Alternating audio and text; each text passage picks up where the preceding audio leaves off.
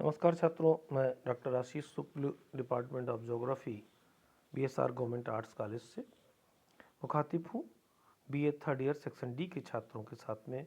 और हम first paper geography of Asia के टॉपिक ट्रांसपोर्ट पर आपसे चर्चा कर रहे थे।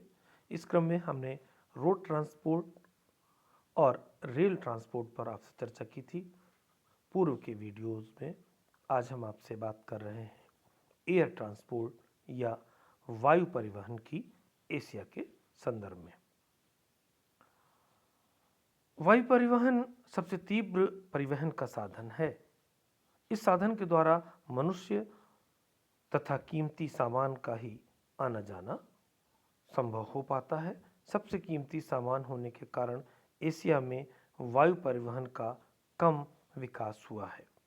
वायुयानों को प्रभावित करने वाली जो कंडीशंस हैं, फैक्टर्स अफेक्टिंग एयर रूट्स को, उन पर बात करें तो वायु मार्ग रेल तथा जल मार्गों की तरह निश्चित और बंधे हुए नहीं होते, किंतु अपने हित की दृष्टि से सदा ही वे भूमि की बनावट और बृहत वृत्तीय मार्ग का अनुसरण करते हैं।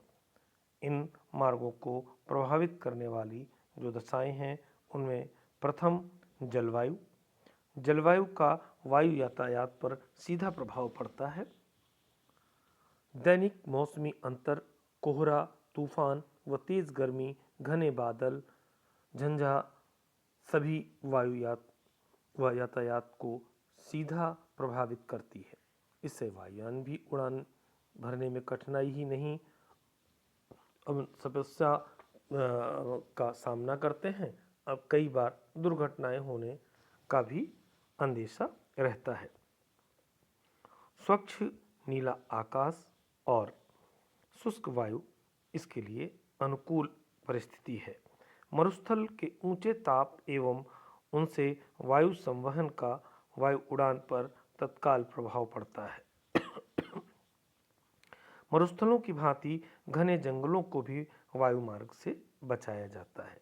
वैज्ञानिक उन्नति से प्रत्येक ऋतु संबंधी तत्वों का ज्ञान पहले से ही पायलटों को रहता है।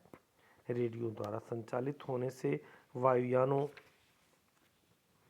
में प्रत्येक हवाई अड्डे पर इन क्षेत्रों की वायु धाराओं, कोहरे आदि का मानचित्र उपलब्ध रहता है, जिन पर से ये वायुयान उड़ करके जाने वाले होते हैं।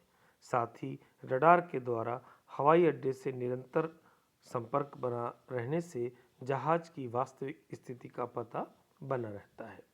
इससे वायुयान की ऊंचाई और अन्य वस्तुओं के समीप का पता लग जाता है। ऋतु बताने वाले स्टेशनों को वायुमंडल संबंधी दशाओं की सूचना मिलती है। आपको जो पीडीएफ साझा किया गया है, उसमें एशिया के वायु मार्ग कौन कौन से प्रमुख हैं वो दर्शाए हुए हैं। आप उनको देखिएगा और उनका अभ्यास करिएगा। दूसरा फैक्टर है भूमि की बनावट। यद्यपि वायुमार्ग रचना में स्वतंत्र होते हैं, फिर भी भूमि की बनावट का वायु यातायात पर प्रभाव पड़ता है। हवाई अड्डे पर हवाई जहाज़ों के उड़ने के लिए एक अच्छा मैदान, रनवे होना आवश्यक है, जिसका धरातल सुदृढ़ तथा समतल हो तथा जो प्रत्येक दिशा में कम से कम आधा किलोमीटर फैला हुआ हो। मार्ग में विशेष ऊंचा पर्वत भी बाधा ही कहलाती है। इकोनॉमिक फैक्टर की बात करें इस पर, तो व्यापारिक उड़ान के आर्थिक आधार अन्य प्रकार के यातायात के समान ही हैं। सामान और यात्रियों की चढ़ाई और उतराई वहीं पर होती है जहां वायुयान सेवा की पर्याप्त मांग हो तथा जहां यात्रियों, डाक और सामान की पूर्ति संभव हो। जापान में वायु परिवहन का सबसे अधिक विकास हुआ है। भारत, चीन, टर्की तथा इजराइल में भी अनेक हवाई अड्डे बनकर वायु परिवहन को अधिक बढ़ावा दे रहे हैं। एशियाई रूस में अनेक वायु मार्ग हैं।